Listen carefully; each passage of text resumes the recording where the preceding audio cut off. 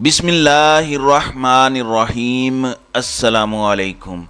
नाज़रीन कराम, नई वीडियो में आपको खुश आमदीद कहते हैं। कितनी बड़ी तबाही ये लोग लाने जा रहे हैं, मैं आपको नंबर्स के साथ बताऊंगा। नंबर्स कभी झूठ नहीं बोलते, नंबर्स बताता हूं। लेकिन नाज़रीन कराम, आज जमहूरियत की तदफीन भी ऑफिशियली कर दी गई है। कल एक वीडियो आई थी जिसे देखकर पहले तो मुझे बड़ी खुशी हुई कि शुक्र अल्हम्दुलिल्लाह अदलिया में भी इत्तेहाद पैदा हुआ, लेकिन बाद में एक वजाहती लेटर जारी हुआ जिसने बहुत कुछ क्लियर कर दिया। ये एक वीडियो है जिसमें आपको मौजूदा चीफ जस्टिस और अगले आने वाले चीफ जस्टिस नज़र आ रहे हैं। ये मिलके एक ही बेलचे के साथ कल तक जो जानी दुश्मन थे, आज इकट्ठे एक बेलचा पकड़ते हैं और जमहूरियत, आइन और कानून की तदफीन कर देते हैं। ये लिटरली पाकिस्तान की जमहूरियत को दफना दिया गया है। नाज़रीन इकराम, इस वीडियो के आने से पहले एक लेटर आता है। उस लेटर में कहा जाता है कि कल जो एक वीडियो वायरल हुई थी जिसमें नज़र ऐसा आता है कि जब चीफ जस्टिस मिलने आते हैं तो काजी फायज ईसा दूसरी तरफ मुंह कर लेते हैं। अब उसकी क्लैरिफिकेशन दी गई है कि जब हम वहां आए थे तो मैंने ग्रीटिंग्स कर दी थी चीफ जस्टिस को, यानी हमारी मुलाकात हो चुकी थी। तो जब दोबारा वो एक साहिब से मिल रहे थे तो मुझे खातून ने किसी और का तारुफ कराने के लिए दूसरी तरफ बुलाया तो मैं मुड़ गया, यानी हम मुलाकात कर चुके थे। ये एक क्लैरिफिकेशन दी गई। दूसरी एक क्लैरिफिकेशन दी गई कि ये जो तासुर है कि मैंने जानबूझ के सुप्रीम कोर्ट में धड़ा बनाया हुआ है, ये भी गलत है। अब ये बड़ा ज़बरदस्त इस्तेमाल किया गया कि ये जो सोचा जा रहा है कि मैंने कसदन ऐसा किया, आपने कसदन ऐसा नहीं किया, लेकिन हो तो गया है ना। लेकिन अब आप ये कह रहे हैं कि कोई धड़ा नहीं है। इसका मतलब क्या है? इसका मतलब ये नहीं है कि काजी फायज ईसा उमरता बंदियाल के धड़े में आ गए हैं। अगर ऐसा होता तो अगले दिन ही 15 रुकनी बेंच बनता, इस हुकूमत को तौहीन अदालत लगा के घर भेज दिया जाता। लेकिन ऐसा नहीं हुआ ये है, बज़ाहिर ऐसा नजर आता है कि बंदियाल साहब काजी साहब के कैंप का हिस्सा बन गए हैं अपने सारे लोगों के साथ।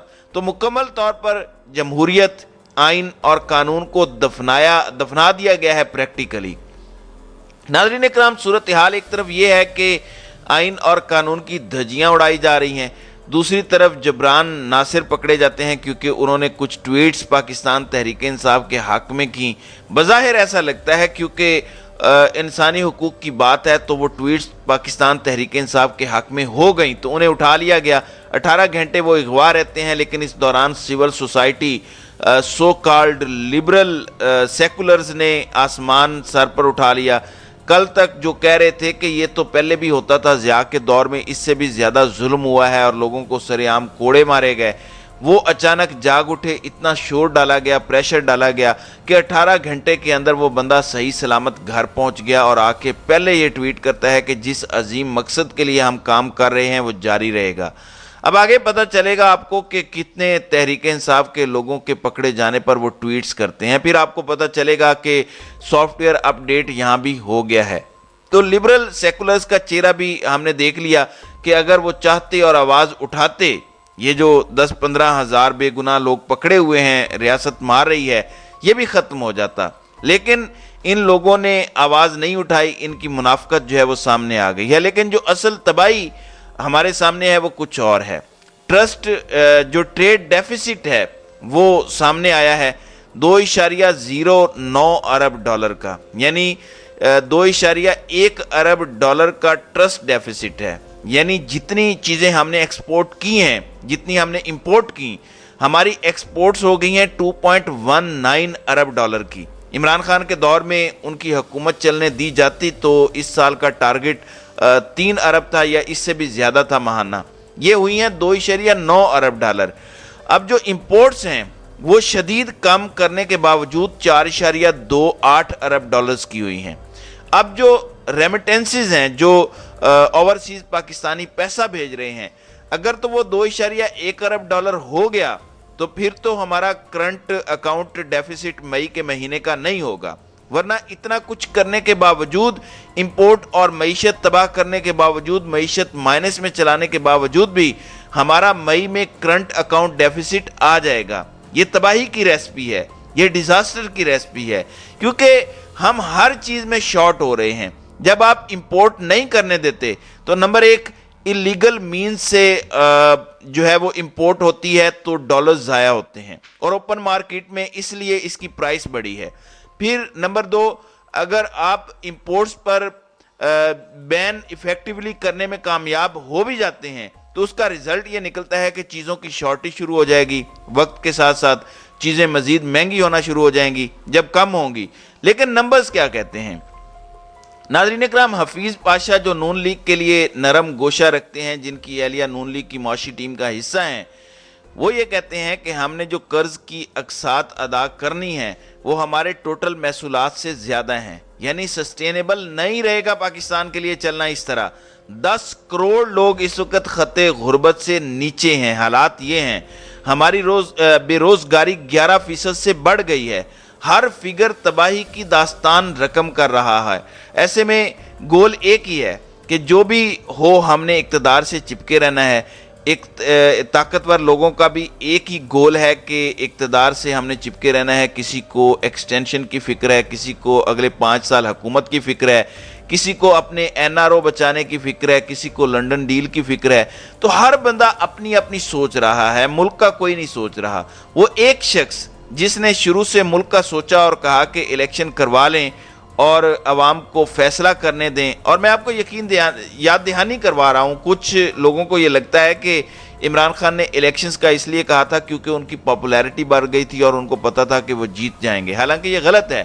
3 अप्रैल को जब इमरान खान ने असम्बलियाँ तोड़ी थी तो इमरान खान की मकबूलियत वो नहीं थी जो अब है। तब इलेक्शंस होते तो बड़ा टफ मुकाबला होता, कोई भी जीत सकता था, बहुत टफ मुकाबला होना था, क्योंकि उससे पहले जितने बाई इलेक्शंस हुए थे ज़्यादातर PDM जमातें मिलकर जीत रही थीं।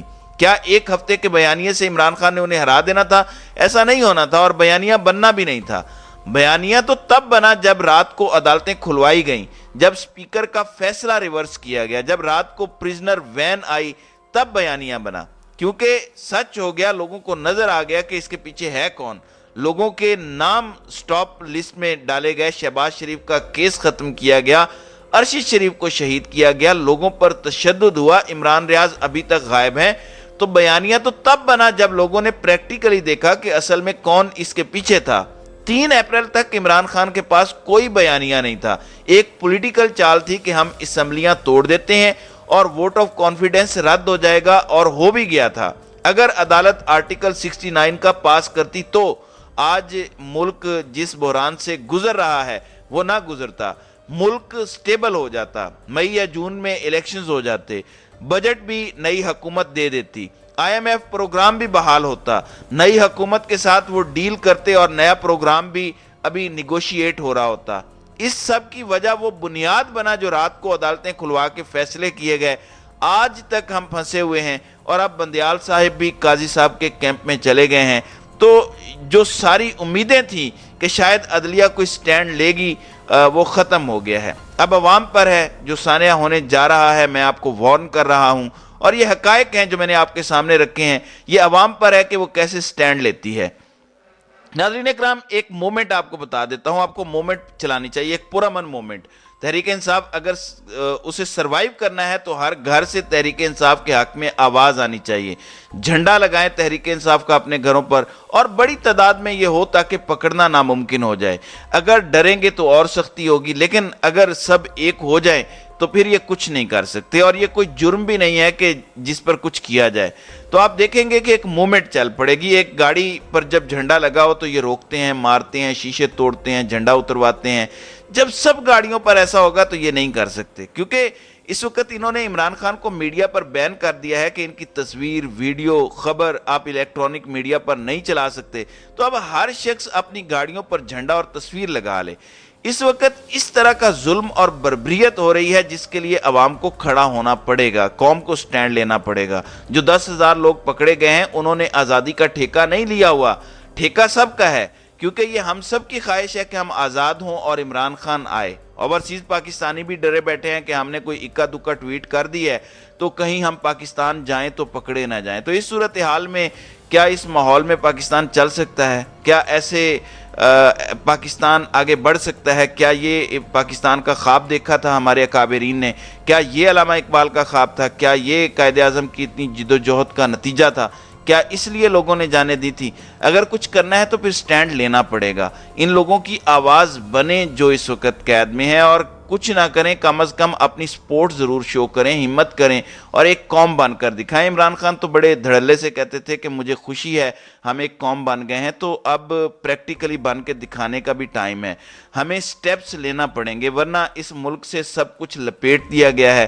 اگلے 8-10 سال مجھے تو اتنے ڈارک نظر آتے ہیں کہ آپ ضیاء، مشرف، ایوب سب کا ماشاءاللہ بھول جائیں گے، جو پاکستان کا مستقبل اس وقت نظر آ رہا ہے۔ تو اس لیے اس وقت کچھ کرنا پڑے گا، ورنہ بہت دیر ہو جائے گی۔ تو ناظرین کرام، آپ کی اس ویڈیو کے حوالے سے کیا رائے ہے؟ آپ اپنی رائے کا اظہار کامنٹ سیکشن میں ضرور کیجئے گا۔